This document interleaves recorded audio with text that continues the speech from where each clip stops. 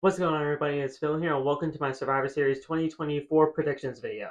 In this video, we're going to be going over the entirety of the Survivor Series 2024 card. I'm going to be telling you guys who I think is going to win, and ultimately, what can really be happening for the future of WWE events moving forward, considering Survivor Series has so many implications onto it. As always, make sure you guys hit that like button, turn on the bell for all notifications, and subscribe to the channel. That way you guys never miss another upload right here on the YouTube channel. And without further ado, guys, let's get right into Survivor Series 2024. This is my preview and predictions. Let's start off with the United States Championship matchup between the champion, LA Knight, taking on Shinsuke Nakamura. Now, out of all 5 matches that are currently scheduled for Survivor Series this year, this one, I have to say, was the one that really did not get that much attention when it comes down to the storyline aspect of this match. But at the end of the day, I'm really looking forward to seeing what these two can do when it comes down to the United States Championship being showcased on a PLE, because it's finally being showcased on a PLE. And the thing is, Shinsuke Nakamura just returned to WWE. He just returned like maybe 2 weeks ago as of the making of this video. And like I said, though the match has been, severely rushed when it comes down to the making of this match and having it being featured on the Survivor Series PLE card, I'm really looking forward to seeing what can really happen here. Because though I am predicting LA Knight to retain the United States Championship because of how quickly this matchup came about, is it wrong of me to think that I would honestly really love to see a Shinsuke Nakamura win of the championship here? Because, with Shinsuke Nakamura being within this new character now, I don't think that he should be losing so soon after just coming back, but I don't think that LA Knight is going to be losing the championship here because of, the situation that is going on with this championship match being so rushed. I'm picking LA Knight to retain the United States Championship here because, like I said, it's just way too soon to, put the belt on Shinsuke Nakamura, even though I really don't want to see him take a loss. It's kind of like you kind of have to take a loss in this situation. But I do not think that this feud is over by any means. It literally just started. So, I think we could see, another matchup between them at Saturday night's main event, or hell, another pay-per-view down the line, like maybe even the Royal Rumble. But at the end of the day, LA Knight is just going to retain the United States Championship. Up next, we're going to be talking about the Intercontinental Championship triple threat match between the champion Bron Breakker, Sheamus, and Ludwig Kaiser. First of all, I have to say the makeup of this triple threat match has the makings of being one of the best matches on the entire card. And the story going into this has been absolutely tremendous because it's been building over the course of the last few months, essentially, over on Monday Night Raw. We've seen all 3 men go at it with one another at some point down the line, and we honestly just saw Sheamus go after the Intercontinental Championship against Bron Breakker, and that's when Ludwig Kaiser got put into the mix. So that's how this whole triple threat match came about. And honestly, we just saw a matchup between Ludwig and Bron Breakker, and that's when Sheamus got into the mix, and that's when Adam Pearce ultimately made the decision to put them in a triple threat match for the Intercontinental Championship. But in terms of the actual winner here, I'm going to go with Bron Breakker retaining the Intercontinental title here.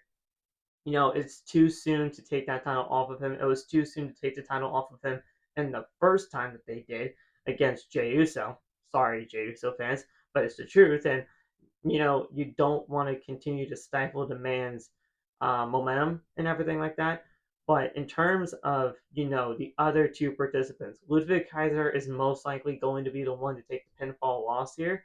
But in terms of Sheamus and what he can be doing, I would love to see Sheamus versus Bron Breakker at WrestleMania in April. But, with the Monday Night Raw episode coming to Netflix at the beginning of the new year, I think that is ultimately going to be a destination to where you can really see a matchup between Bron Breakker and Sheamus for that Intercontinental Championship once again.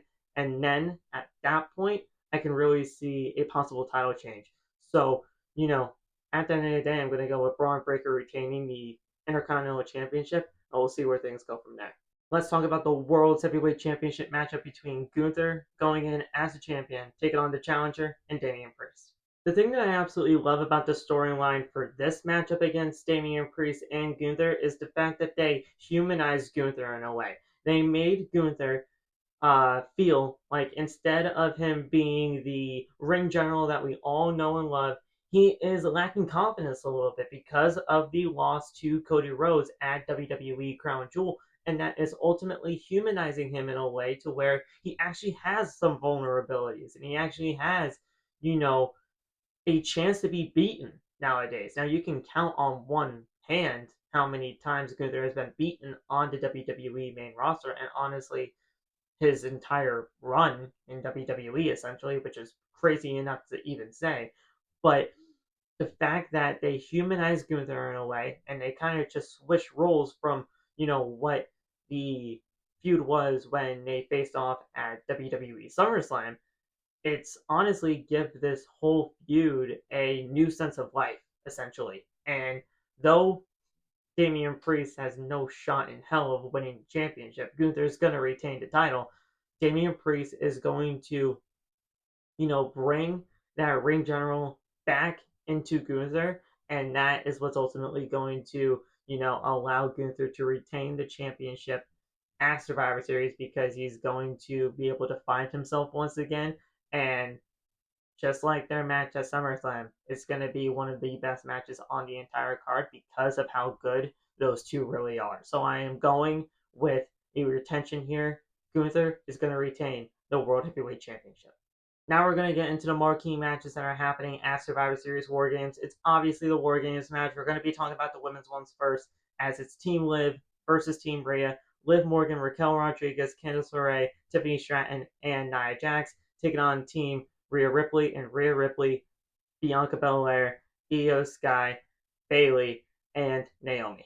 Now, yes, Bayley is the fifth and final person for the babyface side of things when it comes down to the women's WarGames match this year. And, a lot of people believe that Bayley is the one to attack Jade Cargill, but I don't think she's the one that did it. I think it was Naomi that did it. So we'll see where things go with that. But in terms of the actual prediction of this match, I'm going with Team Babyface. I'm going with Team Rhea to pick up the victory here because this gives the perfect opportunity to give one last match for Liv versus Rhea at Saturday night's main event. Now I know a ton of people believe that the heels should pick up the victory here because you have both of the women's champions and Miss Money in the Bank Tiffany Stratton in there. But I think that is the thing that ultimately hinders them in the end. With Nia Jax and Tiffany Stratton not being on good terms right now, especially with Candice LeRae getting added into all of this, you have the perfect opportunity to have a cash-in happen inside of WarGames to have Tiffany Stratton become the new women's champion on Nia Jax. You also have the perfect opportunity to, keep that storyline of Jade's attacker going a little bit because you don't want to have that thing be revealed as soon as it ultimately happened. You kind of want to drag that out a little bit.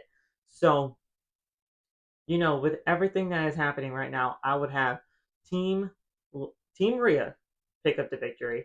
That way, you can have Rhea Ripley say, Liv, I beat you at WarGames. Now it's time to get you one-on-one for one final time at Saturday night's main event.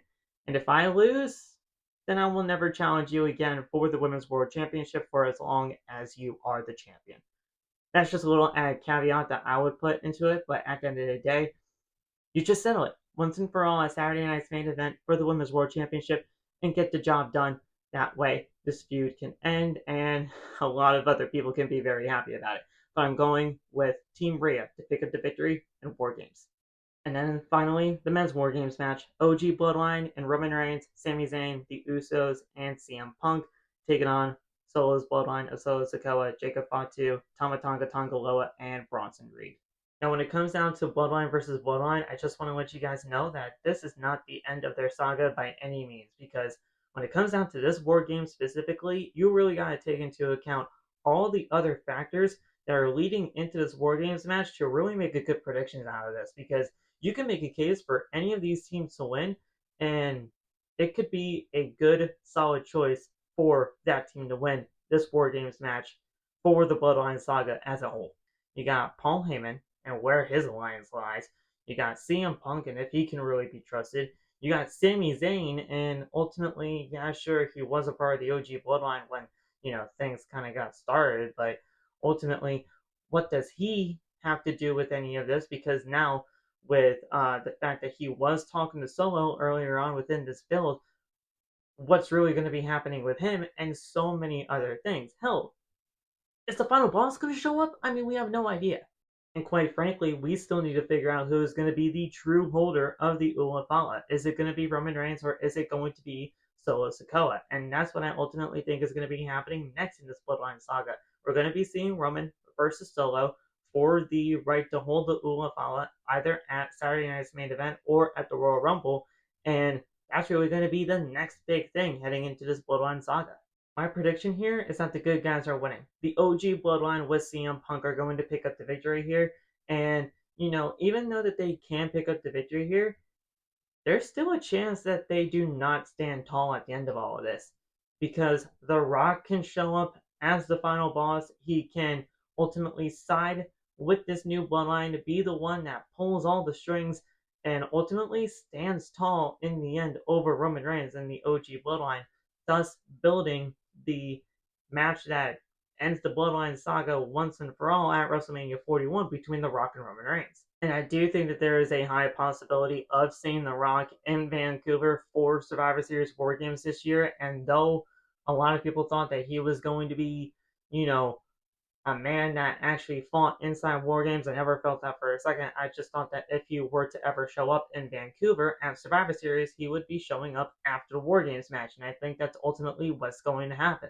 And because of that, we all know that there is so much meat on the bone when it comes down to the Bloodline saga, and at the end of the day, we're just going to have to be along the ride for it, because the road to WrestleMania really does begin at Survivor Series, and I think all of this starts that whole road to get to where we ultimately can be, and that is The Rock versus Roman Reigns. But those are my predictions for Survivor Series WarGames 2024. If you guys liked it, make sure you guys hit the like button on your way out, subscribe to the channel. If you're new, turn on the bell for all notifications, and, do all the things that you can do to help support the channel in any way you can. Go down to the link in the description for everything when it comes down to my social media links and everything else in between. I'll see you guys for my full show review at the end of WWE Survivor Series 2024. I'll see you guys in the next one. Have a good one. Stay safe. Peace. Out